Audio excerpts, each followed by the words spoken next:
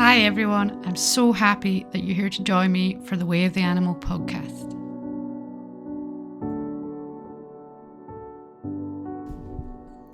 Welcome back, Alastair. It's been another minute where it's just like, oh, we haven't done the podcast for a couple of weeks.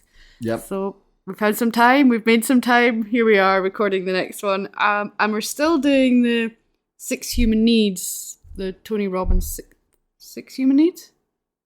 Yes, six human needs. Well, Yes. that's what I've called it. So otherwise I need to go back and edit all my old previous ones. It was uncertainty we did before. So, Yeah. Yep. And these are fundamental drivers of human behavior, and we prioritize the needs differently. Like everyone prioritizes them differently. And they shape our decisions, actions, and overall quality of life and behavior, I think. And so we've just been kind of going through them. We did a combo one, I think, of certainty, of uncertainty. Certainty and uncertainty we did as one, yeah. And then we did significance. And variety at the same time, did we? Where did variety? We must have done a variety. It's been so long, we've forgotten. Variety is kind of the uncertainty part. Yeah, I think it was. Yes. Yeah, I think we joined them together, and then we did significance last, and then this next one's Love and connection. Which, like the 3 words they use to describe that is like intimacy, belonging, and closeness. And also it has a strong feeling of closeness or union with someone or something. Yes. Yeah.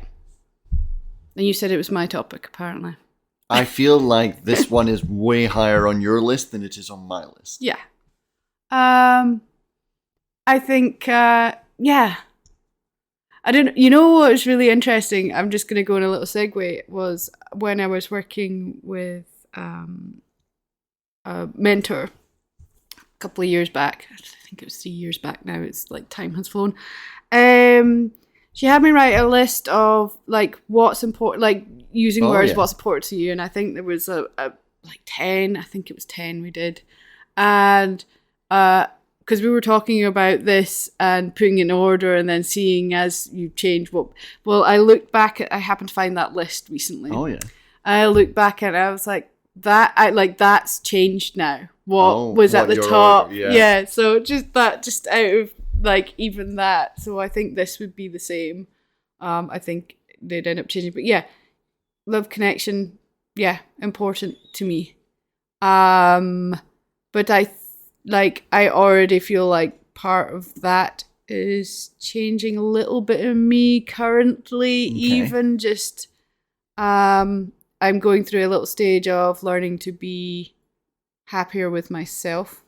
Yeah, I think that's the key difference between you and I. Yeah. But I think, because I'm highly sensitive and like that empath, I have that great sense of connection. Yes. Like I can feel it all the time. And you know, with the animals, like it's a very strong connection because they you know, they're just not human. No offense, humans, but you know, the connection you have with your dog or your horse or whatever, it's a strong and very deep connection that you can have. And I think I like to step on some other ideas and thoughts and topics and thoughts that I've had, certainly with one of my dogs transitioning in February, Bria, was because you share the connection of unconditional love, as opposed to with humans. There's some unconditional love, but there's always more complications and dogs things tend to give just... No, they don't tend to. They do. Yes. They are completely unconditional. And it's that sense that then that connection can be so much deeper. So when they transition, it is like, it is so hard to move through. I can't remember where I was going with this. Yeah. Connection. Yeah, connection can be difficult. I think for me, I have a different relationship with connection in that I have a strong need to be independent and self-sufficient. to not rely on others. And while I'm not a shut-in, don't like at all speaking to anyone, I do enjoy having connections with people and friends and animals and things like that. There's always a sort of almost keeping it at arm's length. I think that, I know your history, and that does lead back to what you've learned to survive. Yes. How you've learned to survive. And, I think when you met me, that it changed a bit. Yes, definitely. And I think, it's part of your journey in this life is kind of learning about connection in a different way. Yes, I've definitely got stronger connections now than I would have allowed myself to have in the past. Yeah. And that's just like, everyone's like that. And I think like I've even been going through a phase of not wanting connection in the same way because of past hurts and, because of like being hurt, sometimes you get hurt and you're just like, well, I'm done with connecting with people because, I just don't want to be hurt again. You protect yourself and that's kind of how you do it. But in the same way, I think there's always that longing for connection with the right people, and that can be hard too, to find people that are longing for connection and community. It's such a strong driver in humans. I wonder how much of it is part of survival instinct. Well, and I think we are pack animal. Yes, it wasn't quite the words. Of course, we call it love and connection, but that sense of community, you see it in all animals. Well, it's how you survive. You each have roles that you teach each other. You learn. It's like it's part of like living on this planet. Yeah. I'm just gonna go and check. I think my bread's ready. Yeah, and I think really we are communal beings, and actually I think sometimes the connection thing is a really interesting thing, and if you've looked at my logo, like it's one of my words. It's connection, harmony, freedom, or I don't know if it's in that order, but yeah. And it's understanding our interconnectedness with everything. So to go even deeper, we're always connected. Everything we do influences everything else. It's like that butterfly effect of everything. And when you get into that, you realize that there's no disconnection. So even though you think you're disconnected, you are. Yeah, you're always connected to something. And I think I would agree with that, in that even in my most disconnected from people times, I always had very strong connections with sort of animals, nature, just the wider world. Just not so much with people. Well, that's that thing, you think you're not. It's like you can lead yourself to believe you're disconnected. Yeah. But you are. And I'll say, so that's like a sort of taking it at a wider view. Because, there's we are all connected, and that's just the way it is. Like you can't change that. But then taking it all the way down into having actual connections that mean something, I suppose, to you. Yeah, individual connections rather than a sort of whole connection. Yeah. But I think it is something that, genetically or whatever, it drives us. Yeah. The connection, that stronger together, the ability to do more together. It's an important part of being people. I think it is, and I think it's really interesting as well because it helps us to not sort of collapse in on ourselves sometimes. Like we can get so stuck in ourselves that we lose our sense of the greater world. Yeah. The outer world is there. And when you're part of a community, and I mean community, it's like community is like my way of saying family, but it's not necessarily relations. Yeah, not necessarily blood relations. Yeah, so a community, sometimes community can have like a bit of a negative feeling to it because they can be these sort of people that are brought together that really don't want to be brought together, and it doesn't work as well. But this is like the idea of community, as you have your community of people around you, is my feeling of it, you know. That's it. I've heard you use the term tribe. Yes, tribe, yeah. But yeah, I think that's the thing with community. It can be on so many different levels. It can be the close group of people that you surround yourselves with, or it can be the slightly wider, and then you can just keep scaling it up the whole time until you encompass everybody. And then I think the connections you make a difference on even like the other 6 needs as well. Definitely. So it's, you know, it's like, I think the next one is growth, if I remember correctly. And, you know, if you surround yourself with people who are keen to keep growing and changing and improving and whatever, like, it doesn't need to be improving, but just kind of moving, you know, keep moving with their lives. There's definitely that thing that they say, to surround yourself with people who make you better, people who inspire you. Yeah, that's it.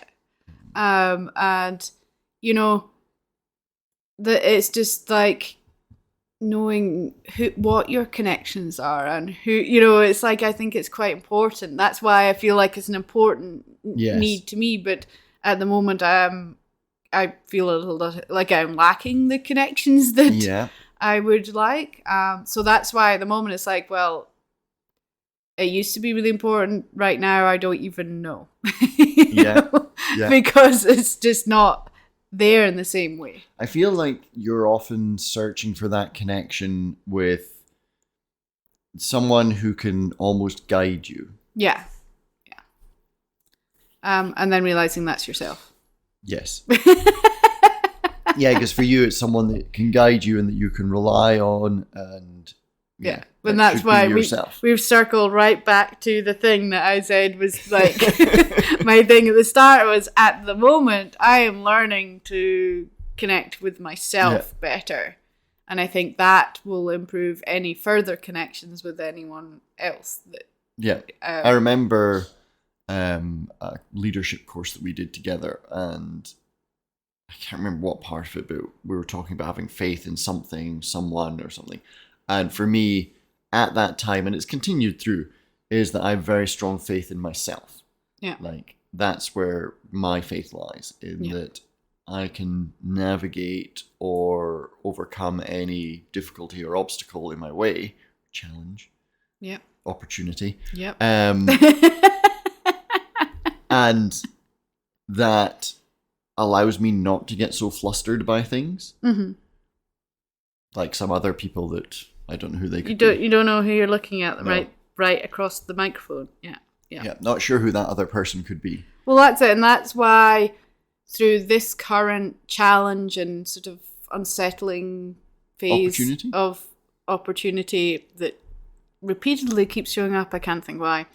I'm yet again learning about you really should just level. Learn this lesson. Well, it's in levels, isn't it? You know, is. you learn it. You have to sort of start somewhere, and so I'm still in that learning phase of learning to believe in myself and connect better with myself and have faith in me and who I am, and that my ability to get through things. And I think we've spoken about it before, that's because of things that have happened within me when things have gone wrong, or things have happened, let's say, that I fear that happening again. Yes. You know, I even like yesterday, just having I had an appointment with my healer, and it was, you know, you stop fighting. Yeah. That you need to stop fighting. It's like, I feel like if I don't fight, I'm going to fall. Okay, yeah. But in the fighting, I am not allowing, you know. Yeah, you're not allowing yourself to move past the fighting. Yeah. That makes sense. And I think this is kind of interesting, because what we're almost swinging back to there is, in the love and the connection, is love and connection with yourself. Well, yeah, and really, it's the most important part of it. Yeah, I mean, for me, it feels like that's where you need to start. Yeah, you need to have that with yourself. Before you can move out to the wider world. And I always talk about this for people who want to do healing work with animals, who want to communicate with animals, all of this, you need to know where you're at, how you are, your connection with yourself, because the experience you have with connecting with animals is quite often you feel what they feel. You feel their reflection. You feel it all through you. So if you don't know how you're feeling, you don't know if it's them you're feeling or yourself you're feeling. Yeah. So it's a whole thing. So you need to know how you are, where you're at. I mean, and like you say, we've said it so many times, and I always come back to it. The understanding and accepting yourself is the basis for everything. Because once you both understand yourself and accept all your strengths and weaknesses, it's very freeing. All parts of yourself. All the parts of yourself. But in everybody, some areas you are stronger and some areas you're weaker. Like some skills come more naturally, some are more difficult. Some there are higher stats and lower stats. If you want to compartmentalize it, I think it is the way it is for everybody, isn't it? Yeah. But to be able to say, well, I know I'm really good at this, I'm not as good at that, but that's okay. That's very empowering, and then helps you have, or at least it helps me have faith in myself, and a stronger connection to myself. Mm-hmm. Connections to others can be difficult. Good for you. Yeah, connection to others can be difficult, especially when you've had connections kind of do things you didn't expect. Yeah. Yeah. That can be the hard one, is when connections have not gone well. Yeah.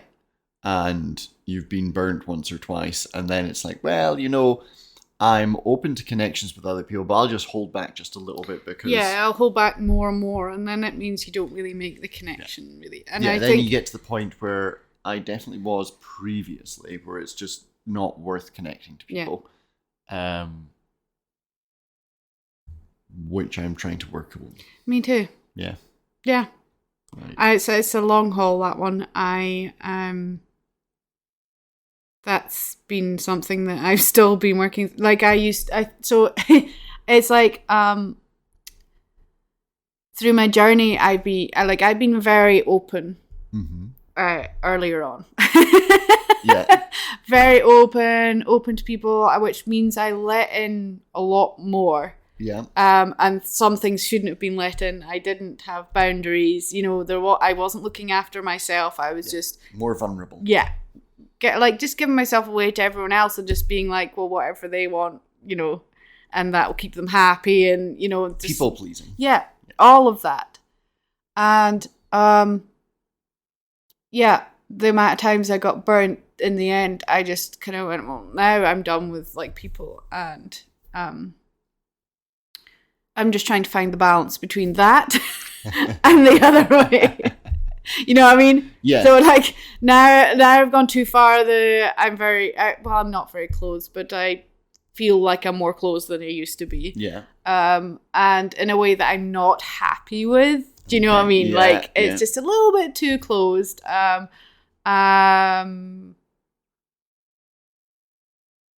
I am shifting that because I'm realizing that's changing. But yeah. It's interesting as you're speaking, I'm trying to think how I am with people. And I think I'm quite open with people. I tend to, if people ask, I tell them. I'm not worried about holding things back. But I equally have very little, what's the word? Need? No? No, I don't really care on their opinion of the things that they discover about me. Mm-hmm. So if they learn something about me and they're like, oh, no, I don't like this, then okay, well, that's fine. And that's good because they're just not your people. Yeah, well, that's the way I see they're not it, your people. Yeah.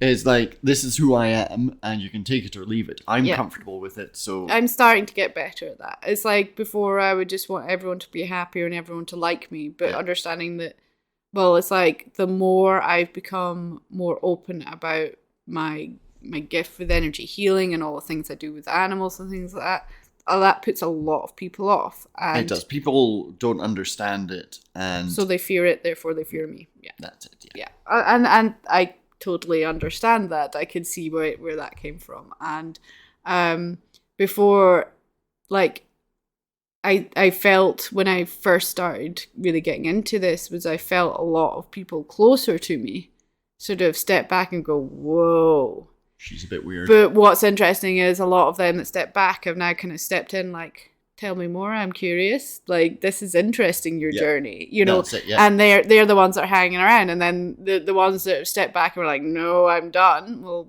that's fine. It's just not, we're just not meant to journey together. That's what that is. But during that early phase, that was hard. And then, like, I've got to the stage where I'm just like, okay, I don't know if I'm comfortable on my own per se. Yeah, but you're more comfortable with people. I'm just more comfortable with, you're just not the right fit. Yeah.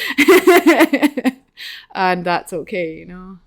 I think it's that thing, especially with the sort of energy healing, that side of things, that people can have a very quick reaction to it. Yeah. Which is really interesting because I feel like it's becoming more of a talked about subject. Oh, it's much more mainstream now. Yeah. Like, you see it a lot. Or I see it a lot maybe because of the circles I'm in, but you see it a lot. I feel like it is more. Yeah. But it's almost like, you know, religion. It's very similar in beliefs and ideology. But much more readily accepted. Yeah. You know? And the way I see it is it's all just different forms of trying to explain the world around us and the interactions that we have. Yeah. And being someone who loves physics and all that sort of thing. Like, it really appeals to me, trying to understand the world. But for some reason, it does come off as difficult for people. Yeah. Because it's feared, because it's unknown. Like, it's as much as it's known, it's unknown. I get excited by things that are unknown. I know. But a lot of people don't. Including me sometimes. Yeah. You know? Yeah. That fear of, I don't know what you're messing with there, you know? Yeah. And then that sort of trust, because it's like, you're just making all this up. You know, there's that. Yes. Yeah. Definitely. But what does that matter? No. It just means they're not ready for it. And like I said, sometimes I've found that people have like hard no and then circled back a few years later and just been, and it tends to be that they're like, okay, I've tried all these mainstream things with something that's going on with me or my animal. Can you like, I'm interested now. Can you help? Yeah. And definitely. Then, you know. It's definitely something I think the sort of quotation seekers move towards. But yeah, back to community. Connection, yeah. Love and connection. And I think we forget that everything is like love. Yes. Like, I think it's a really important energy. Mm-hmm. It's a really high vibration energy. So we're going to circle back and then move off on another tangent. Because it's love and connection. And I think sometimes the struggle with connection and love is, like, you know, when we have been hurt, we're protecting ourselves. So we're not showing that love in the same way. Mm-hmm. You know, you're just kind of trapped in yourself, really. And, like, you're not showing it to yourself, so you're not showing it to others, but others can sense it in you. And I think when people talk about love and the high vibration of love, it doesn't always like click in my head exactly about it. And I think for me, the way I sort of understand what people are talking about when they talk about it is almost the seeing the beauty in the world, seeing the good things, being that sort of positive, optimistic mindset of of seeing all the good things. I think this is the problem, is we find this a lot, is a lot of words that are very valuable and very important have been portrayed or like ruined in some way just because of whatever. It's just the way you interpret and it's the like words. I actually was listening to a podcast the other day, and someone was saying, because gratitude is part of that love, is that search for things every day that are shaped like a heart. Okay. And that's that idea of it shifts your energy and your thought and where you are and everything, because you'll see them. You look for them, you see them. Yeah. It's that changing your perception and changing how you're feeling. What was I going to say? Yeah, because that some people, I think, fear that union of love and connection because of, you said the word earlier, vulnerability. Yeah. And I think people can struggle with vulnerability because perhaps they perceive that they need to look strong and not be vulnerable. And understanding in that tenderness and vulnerableness is so much strength because you're being you instead of the wall of strength that protects you as well, I suppose. I think what makes it easier for me to understand and get past probably beliefs and thoughts around it is that I think of that person who's all about love and connection being, that's that sort of happy, those people that are always happy and always seeing the good side of everything and like eternal optimists. I see it more as that. Does that make sense? See like you be that to feel it, or no? So like that, the idea of everything is love and that higher vibration of love, I see in the form of this fictitious person who every and that's not it. That's not it. No, but that's why I like that idea though. I like the idea of the perspective of taking it as every single thing, seeing the good in it. I think that is so important. But I also think we get to love and honor when we don't and when things aren't. Yeah. Like, because sometimes you're denying yourself the experience of what is before you cheer. You're like, are they processing? So someone like that, are they processing everything in their life, or are they denying it and resisting it and saying, well, it's all good, even though they don't feel it? Like, that's fair, because part of our human experience is you got to experience the lows to experience the highs. Yes. But it's like how we experience the lows allows us to bounce back up into the high. So like I get that, and I I'd love that. But some of the cheeriest people can be the saddest people because they're not processing properly. So I'm just kind of leaning more depth into that. Yeah, no, it is. It's like, for me, it's the, so focusing on love for me would be focusing on taking the positive perspective out of any situation rather than focusing on the negative. Yeah. So it's raining outside and enjoying the rain, the water, the fresh sort of feeling of it, rather than, it's dreary and raining. Yeah. It's the No, I like rather that. Than saying difficulties and challenges, they're opportunities, and seeing, well, this time has allowed us to experience this. This time has allowed us to focus on that. When you're in that vibrational energy and feeling, do you think then that connection comes better, easier?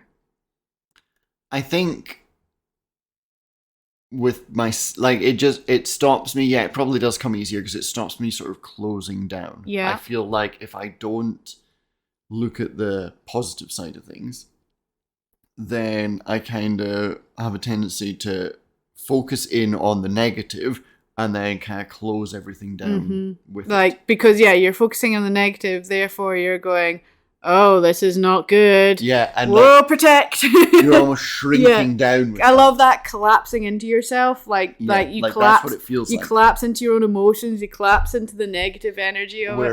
And hold on to it. Then you put a wall around the Just one so you can energy and hold on to feeling that you really this shouldn't thing that be you don't, holding on that to. isn't helpful, Yeah. that is like Yeah. kind of a negative thing, like you just focus, Yeah. But then if you take the higher vibration of love by looking at it in the positive, I feel it's more uplifting, it's more expansive, it makes it easier to connect with others, and we all know that it's much easier to connect and get on with someone who is in that frame of mind, whereas someone who's very closed in and kind of closing in on themselves with a darker frame of mind, it can be very hard to make connections with that person.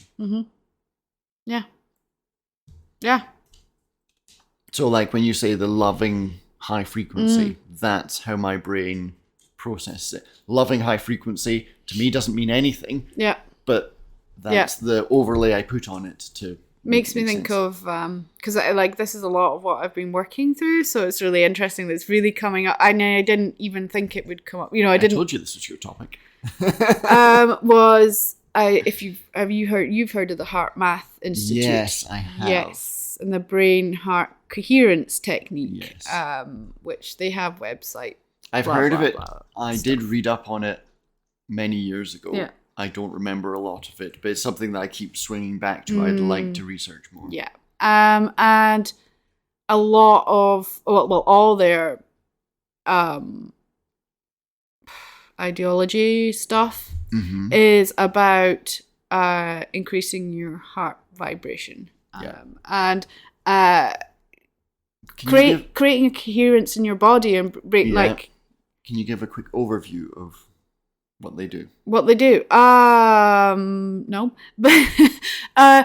But basically, I've integrated some of it into meditations that I've written. It's because when you come into because it's a coherence, when you come into connection with your heart energy, that's where you can make. So I've just talked earlier about making a good connection with an animal, communicating with the animal. If you want to do animal communication, you want to do animal healing, you want to help your animal or do anything with your animal, you need to come into connection with your heart. And so actually connecting in with your heart allows a deeper connection and a better connection with everything around you.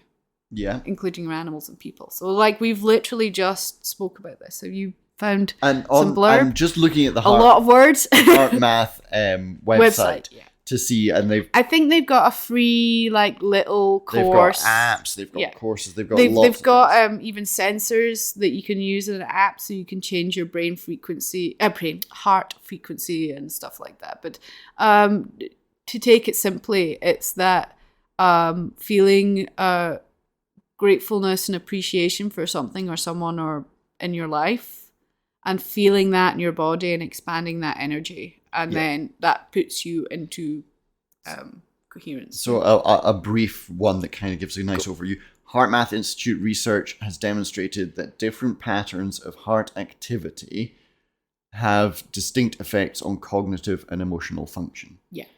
And so that's the heart brain connection. Yeah. And they've got a lot of very science-based things, which are very interesting. They've done a lot of studies on it, and this is why they have these sensors and things, so that you could take it really far and be measuring your heart rate stuff whilst you do their meditations. They actually have an app that reads their sensors connect into the app, and you can see it changing and stuff like that. Yeah, but. On the basic level, you do some of their meditations, learn some of their stuff, and you can come into that balance. And I do know that there was a friend who was on a flight, and she was doing the heart-brain coherence technique, and because she was a bit nervous about flying, and I can't remember what happened, but something like the flight attendant came over and said something really, really nice to her. And it was just because it opened her energy. It opened a really nice connection. I use that a lot if I am going to greet other animals or I'm in the space of animals. Yeah. Is as before I really step into their space or be part of their space, or when I'm doing my healing, anything like that. that brings me into full connection and openness to do whatever I want to do, or to be with other animals, and people. Yes. People too. Yeah. Well, I'd say it definitely, when you meet someone who is sort of in alignment and in sync with themselves, it was like I was saying before, when they're not closing in on themselves, or they're not incongruent and kind of all over the place. Yeah. Like, you meet those people that are just like, they say stuff and you're like, your energy's not matching that. Yeah, that's it. But when you meet the people that like seem like they have everything together, they're very appealing people to connect with. Yeah. And I think that this is part of it. Yeah, I think like to create meaningful connections with people who are in alignment with you, you need to be in alignment and connected with yourself and your own heart energy, and open to that for it to be in flow. And if you're not, if you're just like not really aware of how you are, or how you're being, or how you're feeling, or even understanding your own fears about connecting with people like I've been doing, then you don't change that, and then the people that come in are people that are just still vibrating at a sort of frequency that isn't a match with you, and you just it's like a never-ending cycle until you shift. It is. It's interesting, because as we talk about this topic, because I'm thinking about all the different ones and putting them in order, and orders I've put them in the past, this one has been quite low down for me always. When I frame it with love and connection to myself, it gets a lot higher. Yeah, because it's very important. It's like I said, it's one of my 3 words, connection, harmony, freedom, and it's just like, I think it's just part of being human. And I think that we have an opportunity to be better humans. Yeah. Learn from the animals. Like, I think they did research, I don't know if it's the Heart Math or somewhere, that I've read that, the heart frequency and the heart energy, like especially with horses, is really strong, and you could feel it from a greater distance than humans, just because that's who they are. So like, if you're drawn to horses, especially when you're feeling a bit emotional, or like you really enjoy being around the horses, their heart energy is extremely strong. Just by being in their presence. But dogs, their heart energy is still strong. It's that all unconditional love, the unconditional love when they're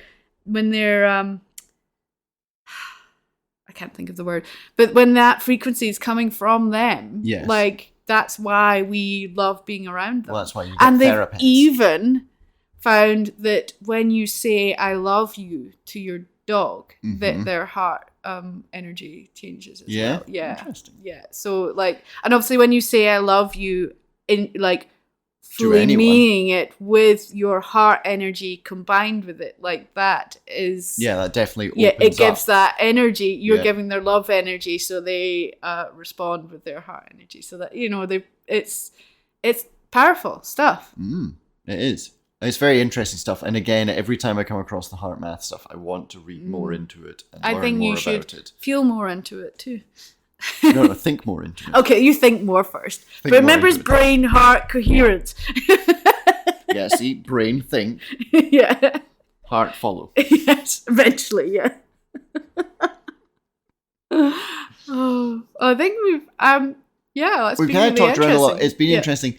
Like I say, it's definitely changed my perspective on it and on this whole list, because the one before was significance, which again is another one that was very low for me. However, if it's significance to myself, it's much higher. What was it? Significance? If it's love and connection to myself, it's very high. Feeling unique, important, special, or needed was the words on this one. Yeah. So, I'm very important to myself. Yeah. Yeah. And I'm definitely unique. Oh, I'm super unique. That's why my connections are a little more challenging sometimes. But yeah. Well, I think, I'm really enjoying hitting these topics, and I'm still really excited to have a list and see how it changes. Have an overview of it at the end and kind of place ourselves on it. Well, we'll call it there with Connection and Love on the 6th Human